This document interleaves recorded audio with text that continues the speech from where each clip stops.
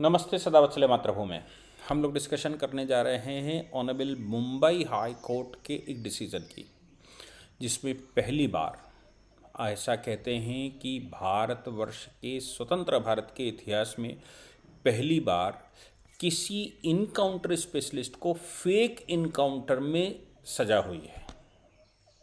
वो भी सज़ा नीचे वाले कोर्ट ने नहीं की, नीचे वाले कोर्ट ने उसको छोड़ दिया था, यानी कि ट्रायल कोर्ट ने उसको छोड़ दिया था। वो जब हाई कोर्ट में अपील गई तो हाई कोर्ट ने ये पाया कि वाकई में दोषी कौन। मामला है 2006 का। महाराष्ट्र में उस समय विलासराव देशमुख की सरकार हुआ करती थी, और विलासराव देशमुख की सरकार के समय पर इनकाउंटर स्पेशलिस्ट प्रदीप शर्मा आपको याद होगा, बहुत याद होगा, क्योंकि प्रदीप शर्मा का नाम अभी हाल ही में परमवीर सिंह, अनिल देशमुख, इनके समय पर चर्चा में आया था। एक तो आया था मनसुख हिरन मर्डर केस में 2011 में। एंटीलिया बॉम्ब स्केयर सबको खूब याद है, क्योंकि वो मुंबई के एक बहुत बड़े, मुंबई के छोड़ दीजिए, देश के एक बहुत बड़े, यहाँ तक कहना चाहिए सबसे बड़े में से एक उद्योगपति के बाहर एक bomb squad, Antilia bomb squad या उसमें बारूद भरा हुआ कुछ सामान मिला था। प्रदीप शर्मा उनका नाम है। प्रदीप शर्मा का नाम इनकाउंटर स्पेशलिस्ट के रूप में जाना जाता है, और ये कहा जाता है कि 25 वर्ष के इतिहास में उस व्यक्ति ने 112 इनकाउंटर किए। मुंबई के अंदर 112 इनकाउंटर, हालांकि कई बार डिसमिस हुए। 2008 में एक बार डिसमिस हुआ, फिर उसके बाद, और वो डिसमिशल कोई सामान्य नहीं था, अंडरवर्ल्ड के साथ रिलेशन में 3000 करोड़ का मामला था। इसके अलावा 2009 में एलिगेशन लगा, फिर इंस्पेक्टर की पोस्ट पर दोबारा आ गए। 2010 में लखन भुइया किलिंग केस, और फिर डिसमिस हुआ। 2013 में एक्वेटल हुआ। फिर 2021 में फिर चर्चा में जब आए अनिल देशमुख ने, जो कि उस समय के होम मिनिस्टर हुआ करते थे, परमवीर सिंह कमिश्नर हुआ करते थे। परमवीर सिंह का कहना था कि हमारी जानकारी के बगैर प्रदीप शर्मा को ड्यूटी दिया गया और 100 करोड़ रुपए की डील हुई थी। ऐसे बहुत सारे चीज़ें सामने निकल कर आई थी। आपको याद है महाराष्ट्र में जो फिल्में दिखाई जाती हैं ना, महाराष्ट्र में बनती हैं मुंबई में, वो फिल्मी स्टाइल में सरकार वहाँ चलती है। आपने अभी देखा होगा कि जिस समय उद्धव ठाकरे की सरकार थी, उस समय एकनाथ शिंदे जैसे हीरो को किस प्रकार से ये कहा जा रहा था कि एक बार मुंबई में कदम तो रखो, फिर देखते हैं, फिर बात करते हैं। महाराष्ट्र की जो पॉलिटिक्स है, वो पॉलिटिक्स पुलिस प्रशासन की पॉलिटिक्स है, वसूली की पॉलिटिक्स है। बहुत बड़े स्तर पर ड्रग्स का मामला वहाँ पर पाया जाता है, फिल्मी लेन देन के मामले पाए जाते हैं, स्मगलिंग के मामले खूब मुंबई में पाए जाते हैं, फिल्मों में भी दिखाए भी जाते हैं।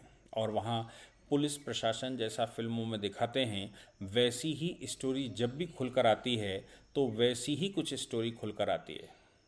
मामला गंभीर है। ट्रायल कोर्ट के सामने जब ये केस गया था, और मज़े की बात यह है कि इस केस में जो गवाह था अनिल भेड़ा जो गवाह था, वो गवाह भी 13 मार्च 2011 को बहुत बुरी तरह से मारा गया था। उसकी डेड बॉडी मिली थी डीएनए के आधार, मतलब बहुत कुचली हुई बॉडी मिली थी, डीएनए के आधार पर पहचाना गया था। इस मैटर में जो ये प्रदीप शर्मा है, उस केस में प्राइम विटनेस था ये। उसने अपनी ज़िंदगी खो दी, और बहुत बड़ा मामला बना था। मामला कन्विक्शन का है। 13 पुलिसकर्मियों के खिलाफ मुकदमा हुआ। उन 13 पुलिसकर्मियों में ये हेड था, और ये दिलीप, मतलब ये हेड था। इसको छोड़कर बाकी 12 लोगों को सज़ा हो गई। इसमें 2 लोगों के इनकाउंटर का मामला था, और 2 लोगों का इनकाउंटर मामला था। एक तो जो था वो था ही, दूसरा मतलब क्रिमिनल था, एक सिविलियन था। गैंगस्टर का नाम दिया गया कि गैंगस्टर था लखन भैया, जिसका राम प्रसाद गुप्ता, लखन भैया का भाई राम प्रकाश गुप्ता, जिसका बहुत बड़ा रोल था, उसने अपने भाई को लेकर ऑफेंडर्स को बुक कराया था। टेलीग्राम ये वो सारे एविडेंसेस कोर्ट में दिए थे, कमिश्नर को एविडेंसेस दिए थे और बहुत कुछ हुआ था। इस केस में वो पीछे पड़ गए, इस पर इन्वेस्टिगेशन हो चुका था, काम ख़त्म हो चुका था, लेकिन लखन भैया के भाई के द्वारा जो और एविडेंसेस दिए गए उसके आधार पर एक एसआईटी दोबारा नियुक्त हुई थी 2009 में। डीसीपी उस समय केएम प्रसन्ना हुआ करते थे, जिनकी अध्यक्षता में री इन्वेस्टिगेशन शुरू हुआ था, केस फाइल हुआ था और केस फाइल होने के बाद उस मामले में सजा हुई थी। जिसकी केस का मामला है वो वाशी का रहने वाला लखन भैया, 33 वर्ष की उसकी आयु हुआ करती थी। उसका पूरा नाम था राम नारायण गुप्ता। कहते हैं कि वो पुराने गैंगस्टरों के साथ हुआ करता था। पुराने गैंगस्टरों में जो नाम बताए गए वो छोटा राजन और पता नहीं कौन कौन से नाम, उनका पार्टनर हुआ करता था, उनके साथ रहा करता था। पुलिस शूटिंग में 11 नवंबर 2006 को वो मारा गया था। मामला कोर्ट आया। कोर्ट में जुलाई 2013 में प्रदीप शर्मा को छोड़ दिया था, 3 दूसरे पुलिस वालों को छोड़ दिया गया था, वो कन्विक्ट कर दिए गए थे।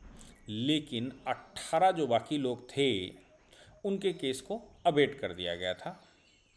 या अबेट करने में कि इन लोगों ने उकसाया और इन्हें इनकाउंटर करवाया। ऐसा कहा जाता है 110 विटनेसेस प्रोसिक्यूशन की तरफ से आए थे, जिन्होंने वो इनकाउंटर देखा होगा, वो पूरी परिस्थिति देखी होगी। 2 डिफेंस के विटनेसेस आए थे जिनको एग्जामिन किया गया। ट्रायल कोर्ट में ट्रायल चला। 2011 में वो छोड़ दिया गया। 2011 में वो फिर से इन्वेस्टिगेशन बिठाया गया डीसीपी केएम प्रसन्ना की अध्यक्षता में, 2009 में सॉरी, और री इन्वेस्टिगेशन किया गया और कुल मिलाकर इनको सज़ा, प्रदीप शर्मा को छोड़कर बाकी सबको सज़ा हो गई। मामला ऑनरेबल हाई कोर्ट पहुंचा। हाई कोर्ट में ये आर्गूमेंट आया कि जो बुलेट के प्रूफ मिले हैं वो प्रदीप शर्मा की बुलेट नहीं है। ऑनरेबल हाई कोर्ट ने इस मामले में कहा कि आप भूल कर रहे हैं कि इसमें केवल बुलेट का मामला है, ये वो हेड था उस स्कोप का, उसके द्वारा जो ये पूरा प्रकरण रचा गया और बाकी एविडेंसेस सब उसके खिलाफ जाते हैं। तो खाली खाली बुलेट नहीं मिला या बुलेट को डिसएडवांटेज माना गया, ये सफिशिएंट कारण नहीं है छोड़ने का। बाकी अगर सब इन्वॉल्व हैं तो ये तो उसका प्रमुख था, इसलिए ये इन्वॉल्व माना जाएगा और ये दोषी माना जाएगा। मैं आपको कानून की दृष्टि से बता दूं कि एक चीज़ पक्की है कि कोई भी व्यक्ति, ऐसा इंडियन पिनल कोड इस समय है, इंडियन पिनल कोड की सेक्शन 76 और सेक्शन 79 जो जनरल डिफेंस की बात करता है, वो कहता है विद अथॉरिटी ऑफ लॉ। कोई भी व्यक्ति विद अथॉरिटी ऑफ लॉ काम करता है तो ही एग्जेम्प्टेड है, तो ही डिफेंस में आता है। अगर वो with in the authority of law काम नहीं करता है तो ऐसा व्यक्ति दोषी माना जाएगा। अब with in the authority of law क्या है? With in the authority of law में जब सीआरपीसी में ये विवरण दिया है कि कोई भी व्यक्ति अगर भागता है तो भागते समय उस व्यक्ति की गिरफ्तारी करना पुलिस का काम है और ऐसी परिस्थिति में वो अपने ज्यूरिडिक्शन छोड़कर बाहर तक जा सकता है। लेकिन इस ज्यूरिडिक्शन के मामले में अगर कोई व्यक्ति पकड़ा जा सकता है और ऐसा व्यक्ति मर्डर के केस में वांटेड नहीं है, मतलब सजाए मौत के केस में वांटेड नहीं है, और वो व्यक्ति अब पकड़ा नहीं जा सकता और उससे सामने खतरा होता है, तो ऐसी परिस्थिति में पकड़ने के लिए पकड़ते समय अगर मौत भी हो जाए सामने वाले व्यक्ति की तो हो सकती है। इसके अतिरिक्त किसी भी मामले में किसी भी व्यक्ति की गिरफ्तारी में अगर कुछ पावर एक्सीड करना पड़े तो सजाए मौत को छोड़कर बाकी काम हो सकते हैं, मतलब उसको गिरफ्तार किया जा सकता है। लेकिन जब इनकाउंटर की बात आती है तो इनकाउंटर का मामला ये आता है कि जब काउंटर किया गया, जब सामने से हमला हुआ, उस हमले से बचने के लिए पुलिस ने डिफेंस में गोली चलाई, इसको इनकाउंटर कहते हैं। अगर ऐसा ना करना पड़ा तो पकड़ने के लिए जहाँ तक पुलिस एक्सेस करती है तो उस केस में वो उसको क्षत विस्तृत भी कर सकती है मौत को छोड़कर, और मौत तभी हो सकती है जब सजाए मौत के केस में वांटेड हो। ऐसा कोई केस जिसमें सजाए मौत, हालांकि अगर ये कह रहे हैं कि वो गैंगस्टर है, बड़ा अपराधी है, कई केसेस उसके ऊपर लदे हुए हैं, तो मैं मान सकता हूँ कि सजाए मौत का अपराधी होगा किसी मामले में। इसलिए पकड़ते समय यदि न पकड़ पाएँ तो फिर गोली चलाते समय ये भी देखा जा सकता है कि उसकी मौत हो सकती है। लेकिन यहाँ पर मामला दूसरा था। इस व्यक्ति की किडनैपिंग की गई या एब्डक्शन किया गया, एब्डक्शन करके 4 दिन तक गायब करा गया, उसके बाद इसको मारा गया। तो अब ये सारे एविडेंसेस की बात आती है। यहाँ पर ऑनरेबल कोर्ट के सामने सिर्फ इतनी सी बात थी कि जो पुलिस है वो पुलिस अपनी पावर एक्सीड कर सकती है क्या। ऑनरेबल कोर्ट ने कहा कि किसी को भी पावर एक्सीड करने का राइट नहीं, पुलिस को केवल गिरफ्तार करने का राइट है, और ऐसी परिस्थिति में पुलिस गिरफ्तार करके ऑनरेबल कोर्ट के सामने प्रेजेंट करेगी। ऑनरेबल कोर्ट उस मामले में कॉग्निजेंस लेगा, कॉग्निजेंस लेने के बाद वो उस पर ट्रायल चलाएगा। एक बात और इसमें ध्यान देने वाली है कि यहाँ तक की व्यवस्था सीआरपीसी में दे रखी है कि किसी भी व्यक्ति को गिरफ्तार करने के बाद 24 घंटे से ज़्यादा पुलिस अपनी कस्टडी में नहीं रख सकती। 24 घंटे के अंदर उसको मैजिस्ट्रेट के सामने उपस्थित करवाना पड़ेगा, और इससे ज़्यादा इन्वेस्टिगेशन अगर करना है तो मैजिस्ट्रेट से रिमांड लानी होती है। मैजिस्ट्रेट से रिमांड लाए बगैर अगर 24 घंटे से ज़्यादा पुलिस गिरफ्तारी के बाद अपने पास व्यक्ति को रखती है तो वो अवैध माना जाता है। दूसरी बात ये भी है कि इन सभी मामलों में लाने ले जाने का समय उसमें काउंट नहीं होता। 24 घंटे सिर्फ वो काउंट होता है जो पुलिस अपनी कस्टडी में इन्वेस्टिगेशन करती है। यानी कि अगर 5 घंटे 4 घंटे सफ़र में गुजारे गए तो वो 24 घंटे में काउंट नहीं होता, वो 24 घंटे से बाहर होता है। 30 घंटे हो जाते हैं, 6 घंटे लाने ले जाने में लगते हैं। तो ऐसी परिस्थिति में 3 घंटे लाने ले जाने में अगर लगते हैं तो वो 3 घंटे एग्जम्प्टेड हैं।